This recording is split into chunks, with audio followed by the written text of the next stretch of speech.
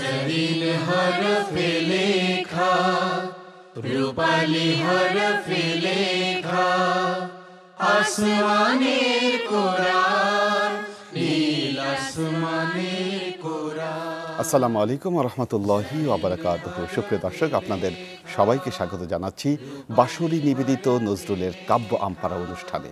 আমরা এই অনুষ্ঠানে আমপারা থেকে পবিত্র কালামে পাকের তেলাওয়াত শুনব এবং নজরুলের কাব্য আমপারা থেকে সেই তেলাওয়াতের অনুবাদ ও ইসলামী সঙ্গীতের পরিবেশনা শুনব। চলুন শুরুতেই আজকের অতিথিবৃন্দের সাথে আপনাদের পরিচয় করিয়ে দিচ্ছি। আমাদের মাঝে উপস্থিত হয়েছেন বিশিষ্ট নজরুল সঙ্গীত শিল্পী জান্নাতে রুম্মন তিথি। আমাদের মাঝে আরও উপস্থিত হয়েছেন বিশিষ্ট আবৃত্তি শিল্পী জেসমিন বন্যা। আমাদের মাঝে পবিত্র কালামে পাক থেকে তেলাওয়াত উপস্থাপন করবেন হাফেজ কারি বেলাল হোসেন। দর্শক, আমরা আজকে আলোচনা করব সূরা জিলজাল নিয়ে। এই সূরায় ৮টি আয়াত রয়েছে, ৩৭টি শব্দ এবং ১৫৮টি অক্ষর। চলুন আমরা শুরুতেই এই সূরার তেলাওয়াত শুনে আসি। أعوذ بالله من الشيطان الرجيم. بسم الله الرحمن الرحيم.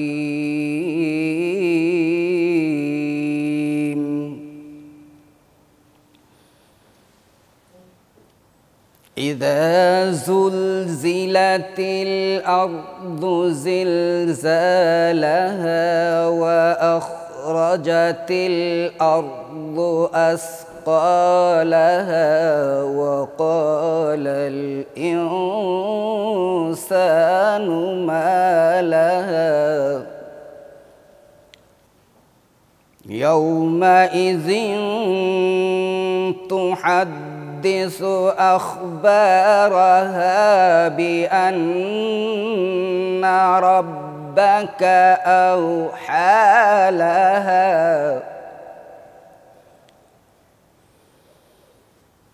يومئذ يصدر الناس أشتاتا ليروا أعمالهم فمن يعمل مثقال ذرة خيرا يره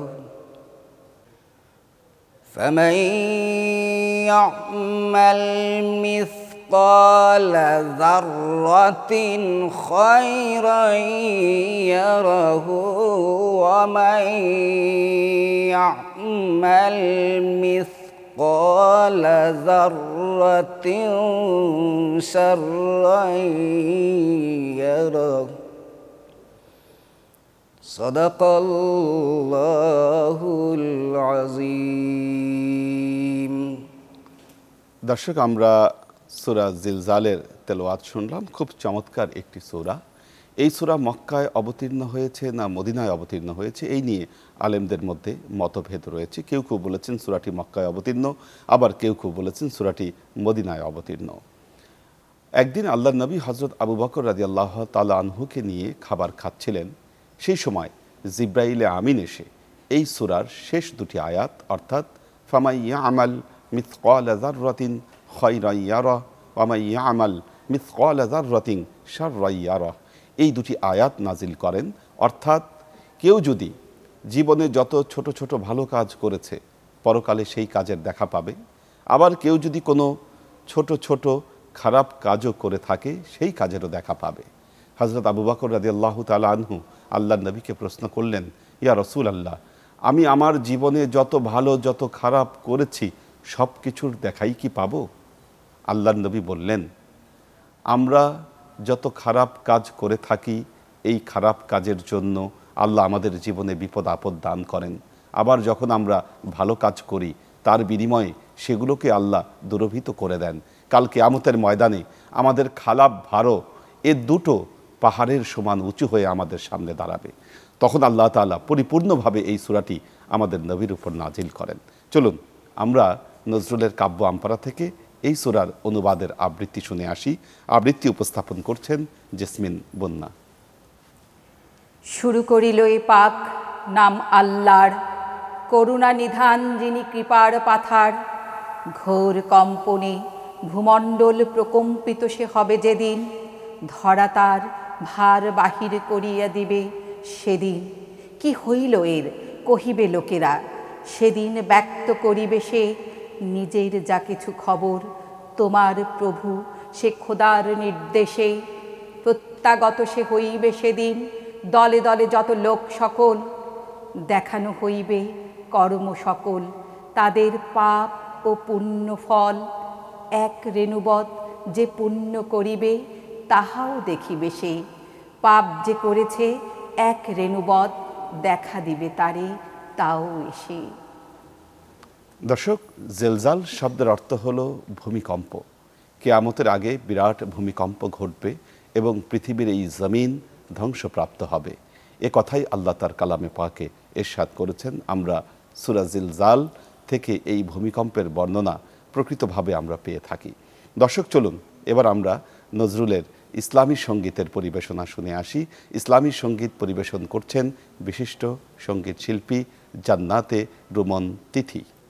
আয় মরু পারের হাওয়া নিয়ে যারে মদিনায়,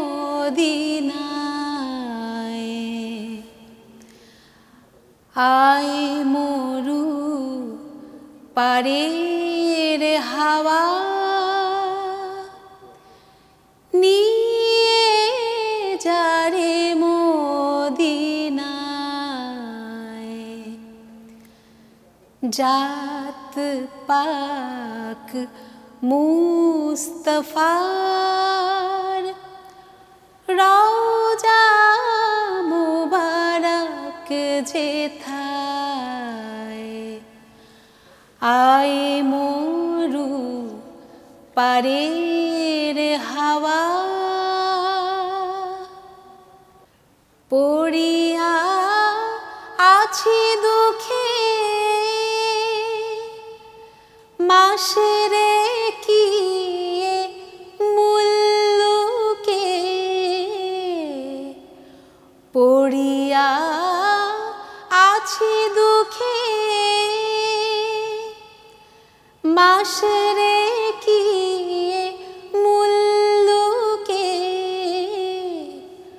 পড়ব মাগরিবের নামাজ, পড়ব মাগরিবের নামাজ, কবে খানায়ে কাবায়, আয় মরু পারের হাওয়া।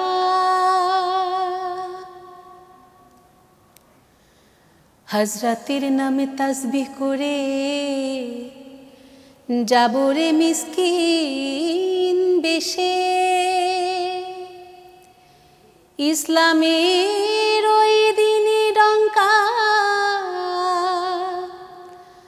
বাজলো প্রথম যে দেশে।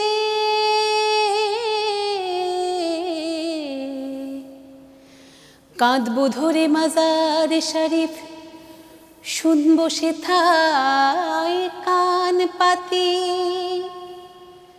নবীর মুখে তেমনি কেড়ে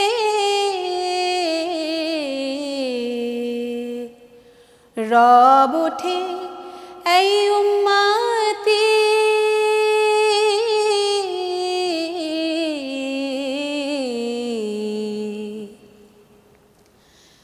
পাক কোরআনের কালাম, পাক কোরআনের কালাম, হয়তো সেথা শোনা যায়, আয় মরু পারের হাওয়া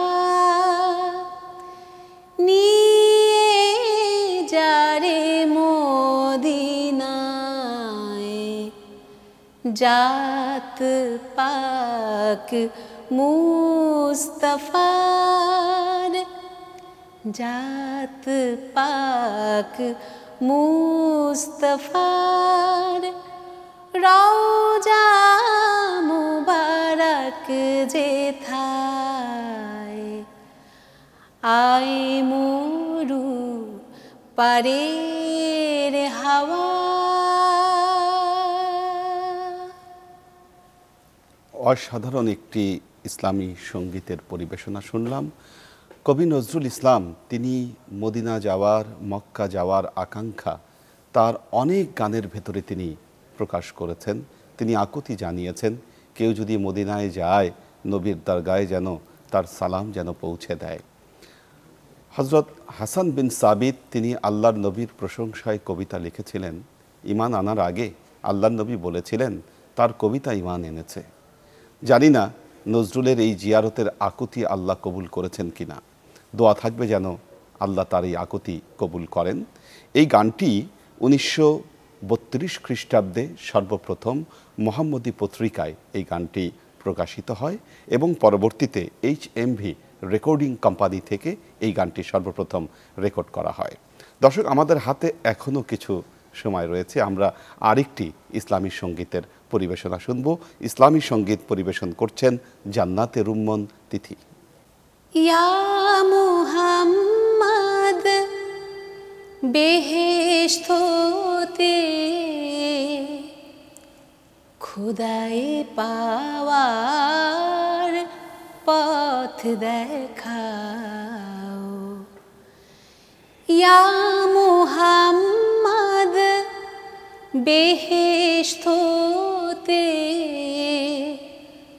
খুদাই পাওয়ার পথ দেখাও। এই দুনিয়ার দুঃখ হতে, এই দুনিয়ার দুঃখ হতে এবার আমায় নাজাত দাও, ইয়া মুহাম্মদ বেহেশত হতে খুদাই পাওয়ার পথ দেখাও। পীর মুর্শিদ পাইনি আমি, তাই তোমায় ডাকি দিবস জামি। পীর মুর্শিদ পাইনি আমি, তাই তোমায় ডাকি দিবস জামি। তোমারি নাম হোক হযরত, তোমারি নাম হোক হযরত, আমার পর পারের নাও। এই দুনিয়ার দুঃখ হতে এবার আমায় নাজাত দাও। অর্থ বিভব যশ সম্মান চেয়ে নিশিদিন, দুঃখ শোকে জ্বলে মরি, দুঃখ শোকে জ্বলে মরি, পরাণ কাঁদে শান্তিহীন। আল্লাহ ছাড়া ত্রিভুবনে শান্তি পাওয়া যায় না। আল্লাহ ছাড়া ত্রিভুবনে শান্তি পাওয়া যায় না মনে। কোথায় পাবো সে আব হায়াত, কোথায় পাবো সে আব হায়াত। ইয়া নবীজি রাহ বাতাও, এই দুনিয়ার দুঃখ হতে এবার আমায় নাজাত দাও। ইয়া মুহাম্মদ বেহেশত হতে খোদায় পাওয়ার পথ দেখাও।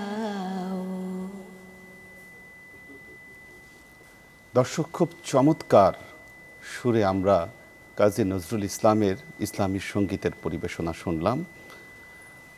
আমরা একেবারে অনুষ্ঠানের শেষ পর্যায়ে চলে এসেছি। বিদায় নিতে হবে আমাদের।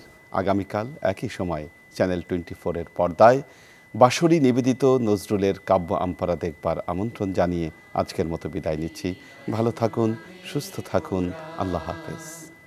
জরিন হরফে লেখা, রূপালী হরফে লেখা, আসমানের কোরআন, নীল আসমানের কোরআন।